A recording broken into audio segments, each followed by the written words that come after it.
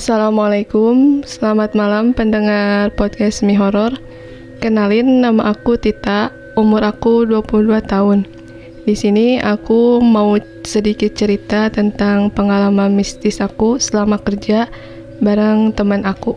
Perkenalkan, nama saya Dinda, umur saya 20 tahun. Nah, jadi aku ini baru lulus kuliah jurusan farmasi. Sebelum wisuda itu, aku udah submit lamaran ke beberapa tempat. Dan aku pun masukin lamaran ke salah satu instalasi farmasi sebelum lulus SMK. Terus alhamdulillahnya aku terima di tempat kerja yang sekarang. Jadi aku sama Dinda ini dipertemukan tuh di tempat kerja. Pas hari pertama kerja, kita tuh langsung dipasangin buat kerja bareng. Terus pas hari pertama kerja, kita tuh masuk pagi dari jam 7 sampai jam 5. Nah, dari pagi sampai sore itu kayak berjalan normal aja kayak biasanya. Cuman pas sore, pas kita mau pulang, ngedengar suara orang ketawa. Nah, dari situ kita tuh otomatis langsung lari. Soalnya di tempat itu tuh cuman kita aja berdua. Kalau aku sih di hari pertama, pas mau pulang, pas sekitar jam 5, ngedengar kursi bergerak sekali, kayak yang ngegeser. Terus aku biarin mungkin tikus atau apa, tapi pas mau nutup pintu lagi, bunyi lagi sekali. Nah, pas kita posisi udah di luar tuh, kita tuh masuk lagi ke dalam karena harus matiin lampu. Pas kita masuk ke dalam, baru saklar kita matiin, kedenger lagi suara cewek ketawa. Nah, dari situ kita tuh langsung cepat-cepat pergi buat keluar. Terus pas sampai rumah, kalau aku sendiri sih nggak bisa tidur ya semalaman tuh, jadi susah tidur. Terus pas dari itu masih setengah sadar, tiba-tiba tuh kebayang sosok perempuan pakai baju putih, rambutnya panjang, diam di ruang belakang, di tempat obat ruang belakang. Nah, dari situ tuh jadi posisi nggak bisa tidur karena kebayang terus ada besok tuh ada apa lagi gitu. Nah, kalau Dinda Hari kedua kerja, nemuin hal aneh lagi. Pas lagi nyapu, di situ keadaannya kemarin kertas yang diarsip yang ditempel di dinding itu posisinya masih nempel. Tapi pas besok paginya, pas lagi nyapu, posisi kertasnya udah ada di bawah ya teh? Ya, udah berserakan kertasnya tuh. Jam berapa? Masih pagi banget. Kemudian sebelum duhur, lagi makan, lagi bikin mie di dapur ya teh. Terus ngedenger ada orang naik ke tangga, kayak lari-larian gitu, pokoknya rame. Terus pas itu juga ngelihat cewek rambutnya panjang, kayak pakai baju putih gitu. Nah, kalau aku sendiri sih kayak ngedengar suara lemari yang di belakang tuh gebruk gitu, kenceng banget. Kalau misalkan cicak kan nggak mungkin ya suaranya sekelas itu. Terus kayak dengar juga suara kursi keputar tuh, kayak kan kursinya tuh yang ada rodanya. Kursi kantoran kan? Ya. Nah, kursi itu kayak suara keputar sama kegebruk, kalau ada orang jalan tuh kegebruk, jadi suara rodanya tuh kedengar. Nah, jadi di hari 1, 2, 3 tuh kita tuh ngalamin suara-suara kayak gitu ya. Selain itu yang lebih serem tuh kayak suara pintu. Terus dari pintu belakang yang tadinya tempat musola ya, sering banget bunyi gebruk-gebruk, padahal kan nggak ada angin di situ, semua pintu ditutup. Nah, jadi si pintunya tuh posisinya kan ngebuka ya, tapi tiap itu selalu kedengaran suara kayak kreket gitu. Tapi pas dilihat, jadi posisi pintunya tuh tetap aja kayak gitu, nggak ada perubahan. Kalau misalkan angin, tapi itu mah tiap berapa menit gitu ya dengar. Tapi giliran di tempat itu ada orang, nggak ada suara gitu si pintunya tuh. Nah, jadi pas hari 1, 2, 3 mah kita tuh ngalamin suara kayak gitu, cuman dipendam aja sendiri masing-masing. Terus Oh masih apa? Belum cerita. ya kita berdua tuh belum cerita, cuman suara apa, cuman kepo-kepo gitu doang.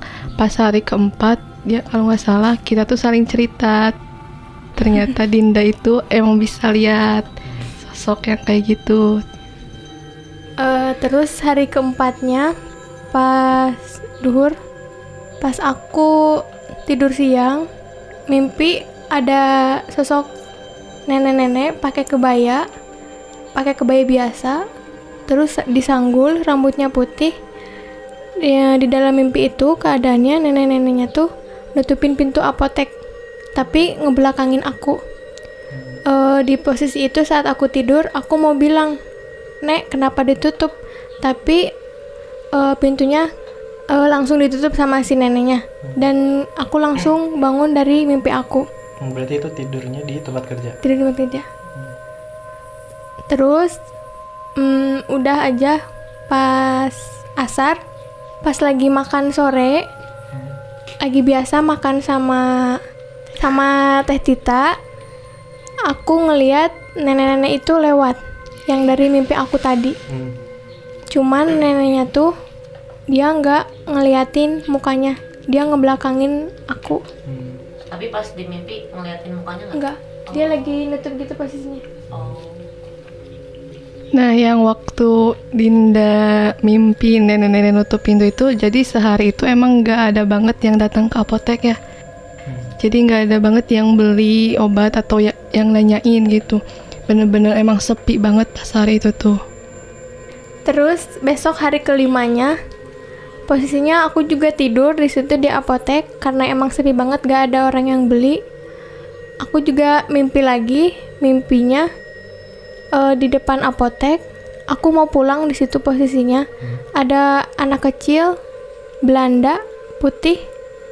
Kemudian anak kecilnya cewek bilang sama aku, "Teh, jangan pulang." Bukan teh.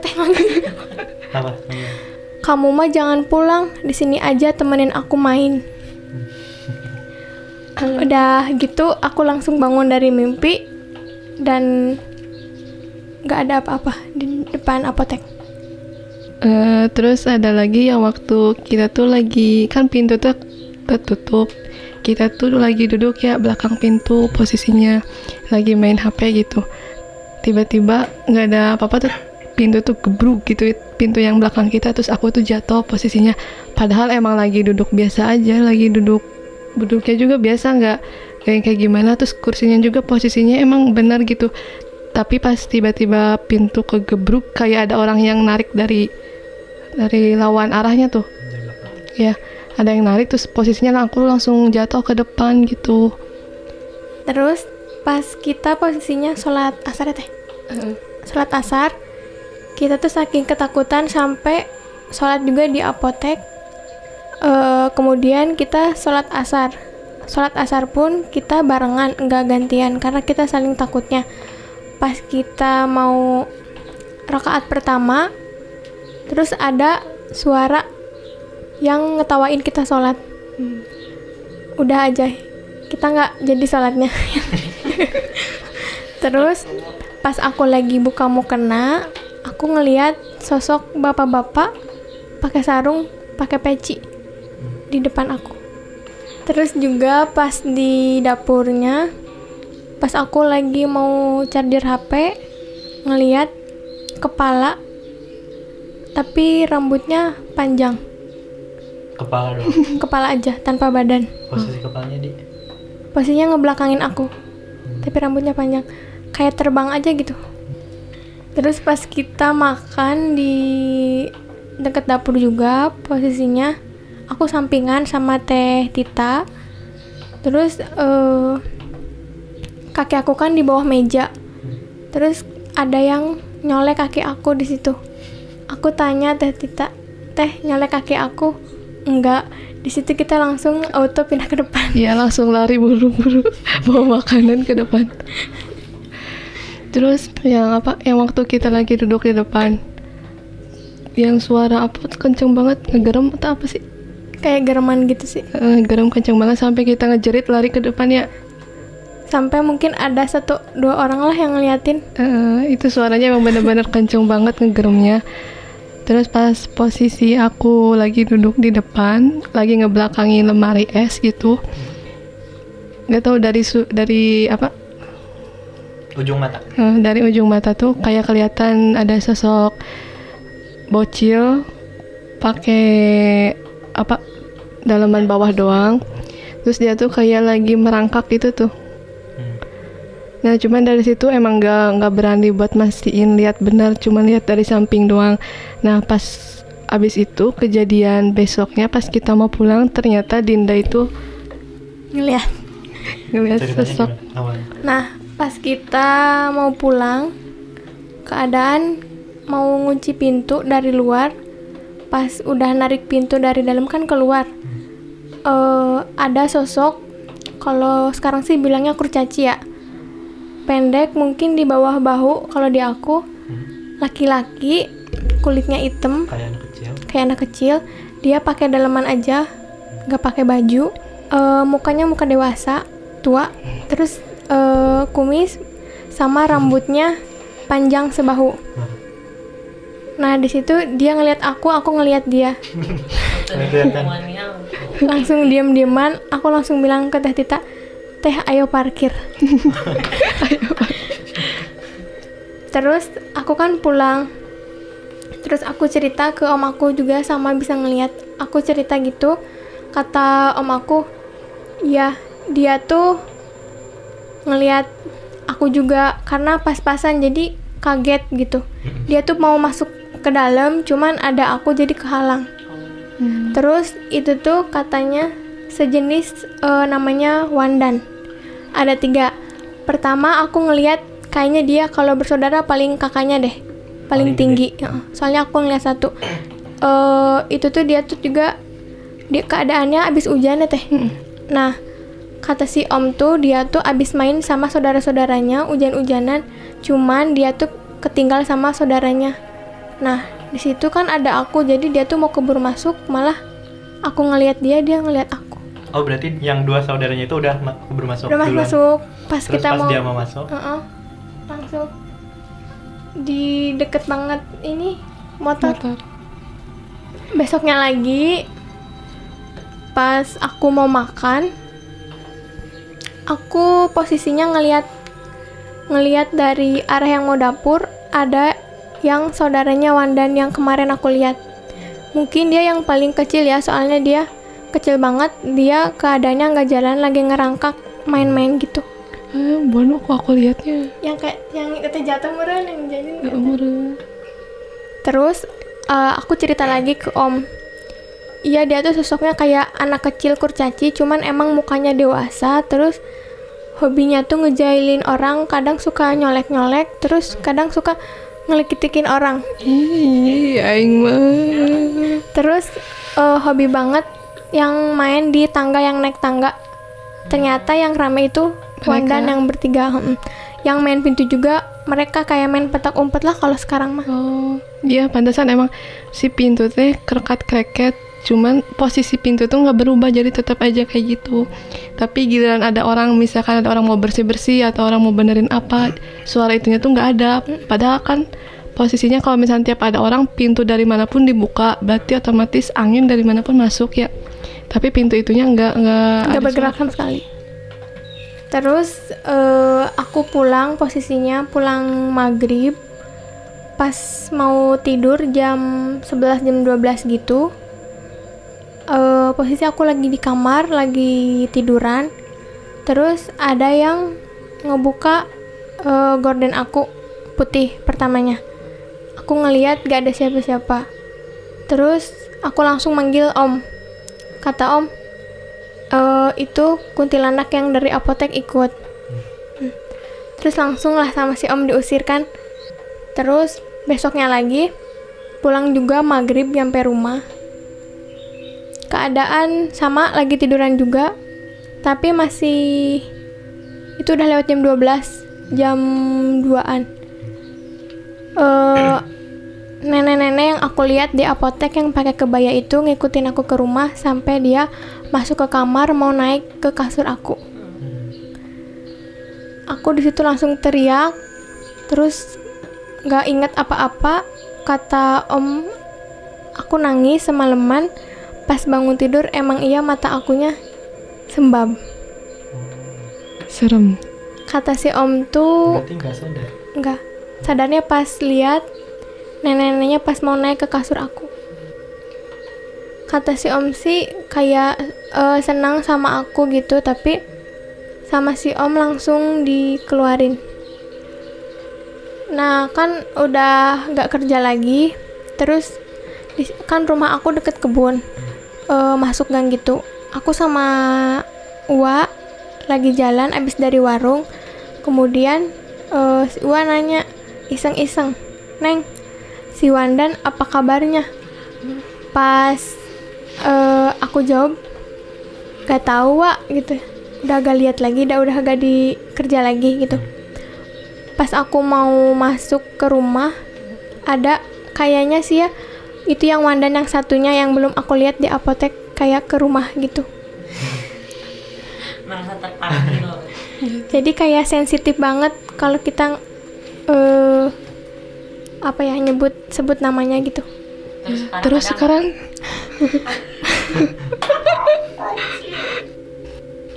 Kalau sekarang sih enggak sih, karena kan di rumah ada om, jadi kayak takut gitu. Soalnya yang nenek-nenek juga sama om dipindahin ke pohon besar yang deket sawah, diikat sama yang kuntilanak juga.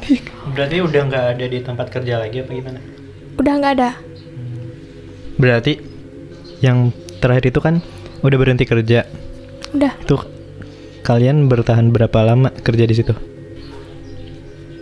kurang lebih seminggu. Kita mau nyoba buat sebulan, tapi kayaknya udah gak kuat. Soalnya tiap hari tuh ada aja gangguannya. Jadi kayak mereka kayak ngerasa keganggu, yang tadinya sepi terus rame ada kita gitu. sama aja sih, pas waktu Dinda keluar, aku berapa hari baru keluar gitu. Soalnya emang ngerasa nggak nyaman gitu. Jadi walaupun pagi juga merekanya tuh tetap berani gitu buat ngeganggu kita. Jadi dari pagi sampai mau pulang kerja itu mereka tuh ada terus, sosok mereka Aktif. tuh ya. Kayak nggak kenal, Ya, Bu. kayak nggak kenal pagi, siang, sore. Iya. Pas kita lagi duduk di dalam, lagi duduk biasa di lantai, terus kita tuh nyium bau orang masak ikan asin. Kan di situ posisi depan tempat kerja kita, rumah kosong 2, sebelahnya juga kosong. Terus kita cium-cium, wanginya di sebelah juga emang jauh kemana-mana. Jadi kita langsung lari keluar. Iya, jadi posisi baunya tuh emang di dalam tuh bau banget gitu, kayak orang lagi masak. Pas keluar kepo gitu, maksudnya ini yang masak siapa gitu kan, yang depan 2 pada kosong, terus ada juga jauh, masa iya sampai keciumnya sampai gitu. Pas keluar, tapi di luar mah nggak bau gitu, tapi pas masuk lagi ke dalam, di dalam emang bau banget gitu. Itu posisinya tuh masih pagi ya, Pagi. jam 8-9an mau sarapan. Masih makan kali. Tapi kalau ada yang punyanya tuh tempat kerjanya tuh biasa aja, kayak gak ada apa-apa, kayak diem gitu, santai. Tapi giliran yang punyanya pulang, mereka kayak aktif lagi, beraksi. Si kecil mulai aktif. Sebelum kerja ada firasat atau perasaan apa nggak? Kalau aku sih pas mau kerja kan bilang dulu sama yang di rumah, ini ambil enggak gitu. Tapi aku mikir 2 kali lagi, lagi zamannya susah nyari kerjaan, jadi ambil aja dulu buat sementara. Tapi di situ posisinya ragu. Kalau Tita? Iya, jadi posisinya tuh emang nggak boleh, nggak tahu, tiba-tiba tuh orang-orang di rumah nggak ngebolehin ngambil kerja yang di situ. Terus pas pertama datang ke tempat itu tuh tiba-tiba tadinya tuh semangat pengen kerja di situ. Pas tahu tempatnya, tiba-tiba kok tempatnya kayak gini sih gitu. Dari tempat juga udah ngerasa nggak nyaman sebenarnya, cuman karena kan nggak enak gitu, udah ngeiyain jadi udahlah nggak apa-apa lanjut aja, barangkali ini mah Cuman halu kita. cuman halu kita aja. Bisa diceritain gak tuh apa di mapping dulu tuh tempatnya tuh kayak gimana sih, lokasi posisinya tuh? Jadi tempat kerjanya tuh posisinya di samping jalan, jadi kayak rumah tusuk sate itu. Oh, di pertigaan. Ya, di pertigaan posisinya. Terus posisi depan kita tempat kerja tuh bangunannya pada kosong, 2 samping juga kosong. Nah, kalau untuk bangunan kita kerja sendiri sih cukup bilang luas ya, soalnya kan cuman kita berdua. Jadi pas kita masuk pintu depan, ke arah kiri itu ada musola. Nah, dari musola tuh ke dalam lagi tuh ada lagi ruangan cukup luas. Nah, dari musola itu ada buat naik tangga ke atas. Tangganya tuh jadi masih kayak pakai kayu. Jadi kalau misalnya ada orang jalan tuh masih kedengaran gebruk-gebruknya. Terus pas belok kiri itu ada kamar mandi. Nah, samping kamar mandi tuh ada tempat praktek. Nah, dari situ tuh depannya tuh ada ruangan kita tempat instalasi farmasi. Nah, ke belakangnya itu masih lumayan agak luas lagi lah, ada dapur, ada ruangan kecil lagi gitu. Terus ada lagi pas kita lagi duduk di lantai, karena kitanya takut gak berani iseng buat pasang musik ayat-ayat Al-Quran. Kita di situ sengaja suaranya dibesarin karena emang kita gak berani. Beberapa menit kemudian kayak ada suara-suara yang aneh. Terus kayak ada yang ngomong gitu. Kayak merekanya tuh kayak ngerasa terganggu mungkin karena kita ngituin ayat-ayat Al-Quran. Jadi gangguan dari mereka tuh makin tuh kayak suara lemari gebruk makin kencang gitu. Terus lemari etalase depan nggak ada orang nggak dapat tiba-tiba bug gitu. Pas kita setelin merotal kayak gitu tuh. Pas udah itu kita tuh pas pertama mah langsung matiin ya, karena emang takut banget dari merekanya tuh makin ngejadi gitu. Pas dimatiin udah biasa baik-baik aja, tapi pas ke beberapa hari mah kita tuh malah disengajain Ngeberaniin diri. Jadi si volumenya tuh sama kita sengaja dikencangin gitu tuh. Pas kita makin dikencangin tiba-tiba tuh ada yang suara ngegerem kenceng banget gitu. Nah, dari situ kita tuh bener-bener lari keluar sambil teriak. Soalnya suara itunya tuh kayak belakang banget kita ya, kenceng banget gitu. Yang tadi tuh hantu bocil tapi mukanya muka tua gitu. Itu kayak terkenal gitu di beberapa tempat. Kayak banyak cerita orang-orang di tempat kerjanya ada hantu bocil tapi mukanya tua gitu. Terus di beberapa tempat pun banyak. Terus kalau Tita sendiri kan nggak diizinin ya. Terus maksa pengen kerja di situ. Dan ternyata bener gitu. Feeling dari keluarga rumah si Tita ini buat gak ngizinin dia gitu. Dan tahu sendiri dia langsung resign gitu. Gak nyampe sebulan. Gak dapat gaji dong.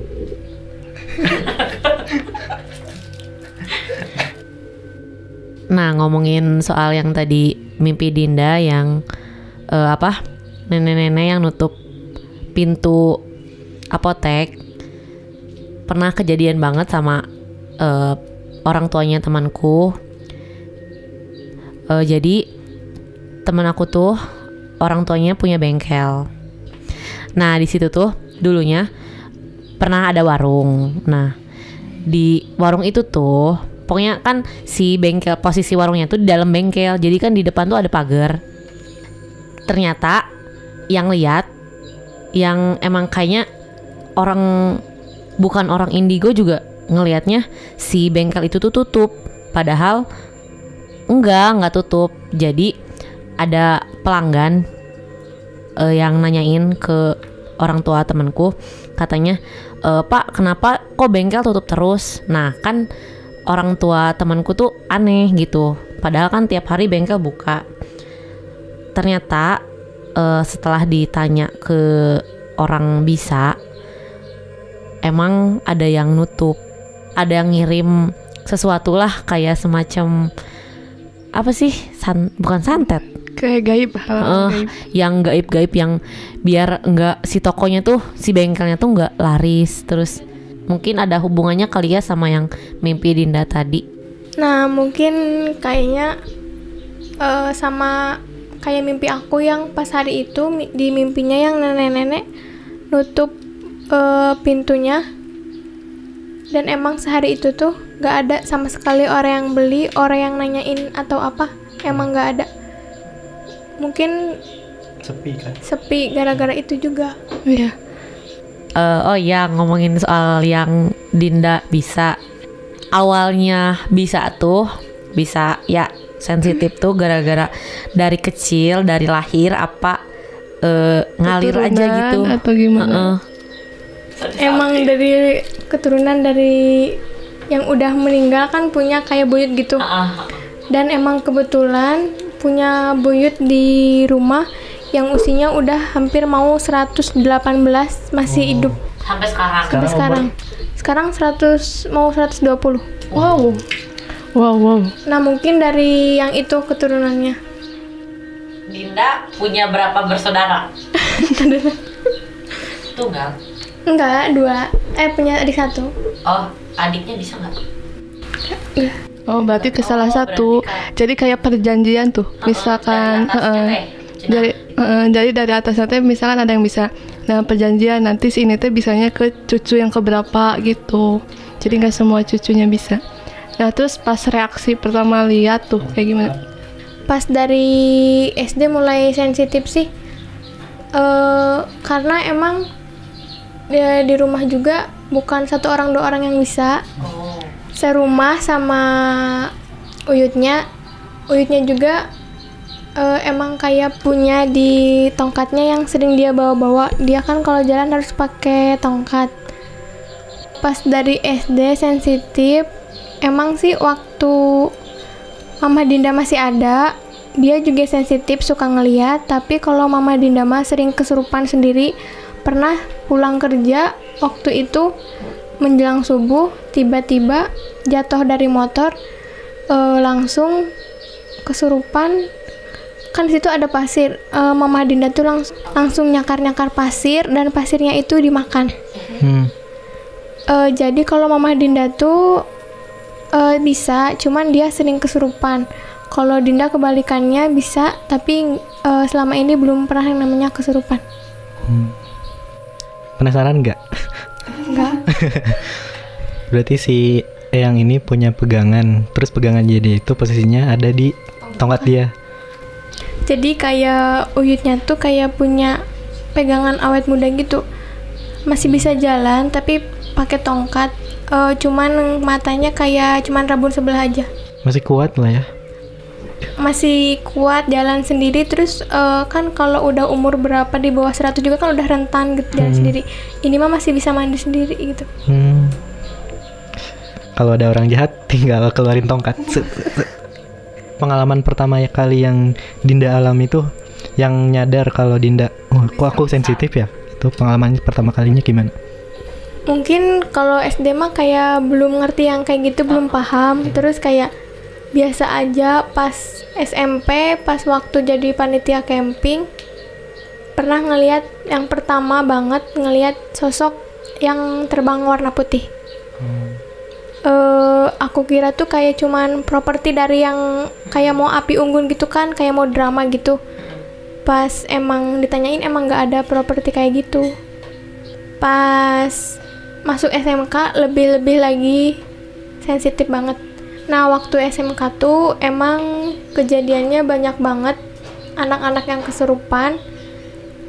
Sampai-sampai sekolah pun diliburin semingguan gitu. Tapi alhamdulillah Dinda nggak ngerasain yang namanya kesurupan.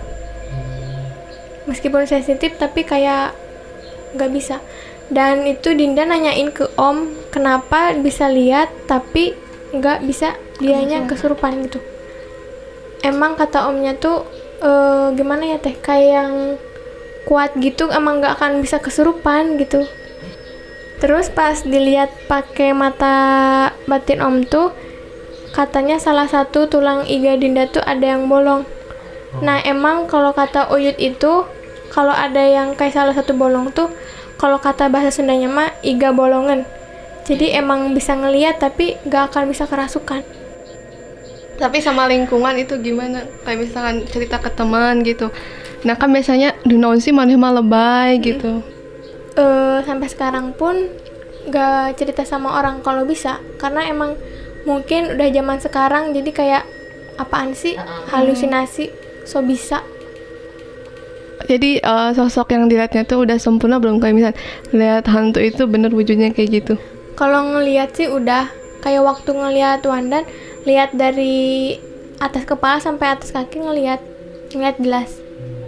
Tapi kalau mediasi gitu belum bisa, kayak harus ngendaliin diri juga. Terus pernah ditawarin sama om pengen bisa mediasi nggak, tapi akunya nolak. Ada kepikiran atau terbesit pengen bisa nih, pengen diperdalam, ada keinginan seperti itu nggak? Sempat kepikiran nggak? Kalau pengen diperdalam pengen bisa, karena bukannya buat sombong, tapi kalau datang ke tempat baru kan bisa lebih tahu situasinya di sini aman atau enggaknya. Terus si om yang di rumah juga udah bisa mediasi. Jadi kalau ngobrol sama yang gaib gitu, dia bisa masukin sendiri, ngeluarin sendiri, jadi ngendaliinnya sendiri tanpa bantuan orang lain. Itu teh yang dilihat teh bener-bener kayak di jurnalisa, misalnya kayak nya segampang itu apa emang harus heboh dulu kayak gimana si om? Bisa dipanggil. Jadi pas masuk teh biasa aja gitu. Biasa. Kayak di jurnalisa gitu. Terus pas kemarin si om kan punya saudara. Terus saudaranya kan ngelahirin anak bayi. Posisi dari rumah berangkat sama istrinya berdua semotor. Kemudian pas di perjalanan ada sosok kayak kuntilanak itu ikut di motornya. Sampai motornya juga istrinya ngerasain kok motornya kayak yang gerak-gerak gitu. Terus si om bilang ngapain ikut gitu. Terus disuruh turun, kuntinya gak mau turun. Terus naik lagi kuntinya tuh, si om langsung ngeberhentiin motor, langsung nanyain ke kuntilanaknya pengennya apa sampai bisa ikut. Ternyata si kuntinya itu tahu bahwa si omnya itu kan mau nengok bayi. Nah, jadi kuntilanaknya itu minta bayi yang itu. Nah, sama si om tuh langsung dijauhin. Jadi diusir. Kayak sensitif tuh saya tahu, kayak mau nengok bayi kan masih segar gitu. Terus si om pernah cerita dia waktu belum nikah pernah kayak main di kebun gitu, ada sosok kuntilanak, tapi kuntilanaknya cowok, tapi kuntilanaknya tuh mukanya sama kayak si om, mirip-mirip gitu. Itu tuh menyerupai apa? Nah, terus si om tuh nanya lagi ke bapaknya dia, ada yang ngikutin gitu, kata si om tuh emang itu mah emang sama gitu. Sampai sekarang pun kalau kemana-mana ikut namanya Firman. Waduh. Ada namanya, maksudnya dia kok berat ngenamain apa dinamain? Sama teh, sampai muka sama gitu kan, si om rambutnya panjang isi bahu, dia juga sama gitu. Jadi si kuntilanaknya tuh bilang kalau kata bahasa Sundanya mah aing ilunya cenah gitu. Aku ikut ya gitu. Aku ikut ya cenah. Nama si omnya Firman. Ajis. Jadi pas si om ngelihat si Firman juga kaget gitu. Kok sama gitu. Jadi si kuntilanaknya pengen ikut ke si om teh karena emang kalau kata bahasa Sunda mah kok mirip jeung urang sih gitu. Terus pas istrinya lagi tiduran di kasur, posisinya si omnya lagi kerja, terus ada suara dari WC bilang manggil istrinya teh. Di situ posisinya istrinya ngasihin anduk, minta anduk. Pas gitu nggak ada orang. Pas waktu pulang kerja ditanyain, emang baru pulang kerja sekarang gitu. Emang si Firmannya teh agak jahil teh, suka niru-niruin gitu. Berarti yang namanya si Firman teh si Om? Enggak, Dianya dia sendiri ngenalin. Memperkenalkan. Berarti si Firman itu teh emang udah nyaman sama si omnya. Dari dulu sih, dari sebelum nikah. Kan ngikutinnya. Kan kata si om teh, mau ngapain ikut gitu. Pengen ikut weh gitu ya. Kalau kata ini ya mah bakal nakal enggak gitu. Enggak cenah. Terus kata si om teh kan nanti minta yang aneh-aneh kan kayak gitu mah teh. Tapi selama ikut sama si om nggak minta yang aneh-aneh, cuman kayak ikut kemana-mana gitu. Dia bilang nggak bakal nakal, tapi itu ngejailin istrinya. Kayak jahil emang, maksudnya nakal enggak. Nakal masih batas wajar, meureun cek maneh namanya. Kan kalau yang aneh-aneh tuh kayak minta kopi hitam, minta kelapa yang dari atas, rokok gitu. Tapi kalau yang Firman mah enggak, dia nyari sendiri. Oh ya, si Firmannya tuh sebelumnya cerita nggak ke om gitu kalau misalnya dia tuh matinya gara-gara apa, atau dulu tuh hidupnya gimana gitu sampai nyerupai si om tuh. Enggak cerita apa-apa, kayak emang tertutup, tapi emang pengen ikut teh. Terus si omnya bilang ke bapaknya, ini gimana, ikut boleh enggak, nanti takut ada hal yang negatif. Tapi kata bapak si omnya, nggak apa-apa, dia mah ngejagain gitu. Terus Dinda juga punya om, adiknya mama, dia juga bisa. Dia juga kalau mau tidur tuh teh, si Firmannya kan dari kamar si om yang istrinya Uwa, kan rumahnya hadap-hadapan. Si Firmannya tuh suka iseng masuk ke kamar si om. Suka kalau om mau tidur tuh dia tuh dari atas ngeliatin aja, nggak ganggu-ganggu, ngelik-likin kaki gitu. Yang dilihat si Om bener kayak si Om apa wujud aslinya si Firman? Firman. Berarti wujud pas masih hidup. Berarti si Om tuh lagi kayak enggak ngaca gitu. Pas Kayak kembar aja gitu, kembar. Oh. Ih, atuh maksudna teu naha lah lamun nu katempuan aku si Om mah eta aing gitu mah teu naha lamun wujud aslina sia sok aing. Emang non cek tadi mana ngomong teh? Kok Jin Korin. Korin, emang Korin mirip sama diri kita? Enggak tahu makanya aing nanya. Korin. Ih, Korin apa? Korin. Kodam. Kodam. Kodim. Izin Korin yang Koramil kali ya. Ari Hodam mah ieu cecakelan Hodam. Nah, Uyut juga punya hodam. Tah ngaranna Hodam anu dina itu teh, bener teu? Hodam. Jin Korin mah kayak jin Islam gitu apa? Jin cek si Albert 72. Jin Korin teh jin anu mendampingi orang semasa orang hidup. Cenah jeung cek Obet 72 mah. Gitu. Tajigana lamun misalnya jeung dadan aya ya ilmuna. Heeh. Beunang ya jeung dadan mah jigana ilmuna. Kuliah disamperkeun ka ditu lah. Aslina. Kitu lah dadan tapi serukan. Aing sieun cin. Nyadiana kopi hideung. Lanjut. Lanjut. Kayak pengalaman pribadi. Iya mah lebih lain kan horor ya, maksudnya lebih pelajaran baru teh. Apa tuh kan? Nah, nu kira-kira aya tuh sih nu ada nggak sih yang ngeganggu Dinda sampai sekarang?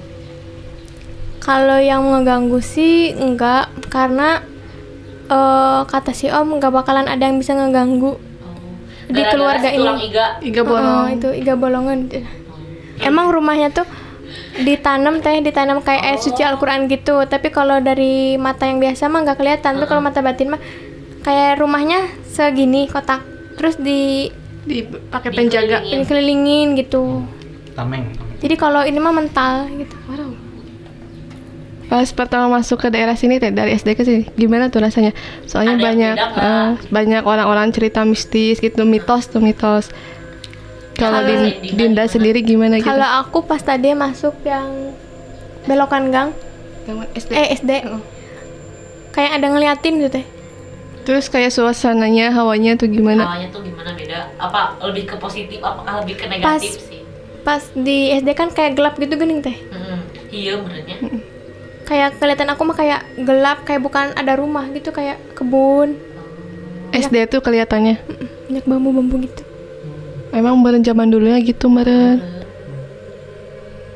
Terus pas masuk ke sini, dari pos ronda ke sini, Pos ronda yang bawah. Yang dari SD SD Setelah Dari SD. emang kayak tadi juga kayak ke teman aku kan tadi kayak balik lagi aja yuk gitu. Tapi maksain karena kan udah janji gitu. Ya, dan jadi pesan buat para pendengar, kalau misalkan datang ke tempat yang baru kita tuh harus lebih ngehargain, karena sosok yang mereka yang nggak kelihatan juga kan ada, cuman sama kita yang kelihatan, lebih sopan, lebih menghargain. Terus kayak apa sih, kalau misalkan ada apa-apa gitu kan, misalnya contohnya di tempat kerja ya kayak kemarin gitu, kalau misalkan ada apa-apa tuh jangan sompral, terus jangan terburu-buru ngambil keputusan, jangan panik, karena dari panik tuh bisa ngecelakain ke kitanya sendiri gitu. Ya kalau misalkan ada sosok itu ya udah nggak apa-apa, karena mereka juga ada gitu. Kalau dari Dinda? Kalau dari aku juga sama, ke tempat apapun, mau itu sebagus apapun, lebih hati-hati, karena dimanapun pasti ada, di rumah kita pun pasti ada yang nunggu gitu. Selagi kita nggak ngebuat mereka terganggu, mereka juga nggak akan ngeganggu kita. Jadi sama-sama masing-masing aja gitu. Yang paling penting sih sopan santun. Apalagi kalau di perjalanan malam-malam, terus jangan lupa kasih klakson aja biar yang nggak kelihatan tuh kayak ngerasa dihormatin.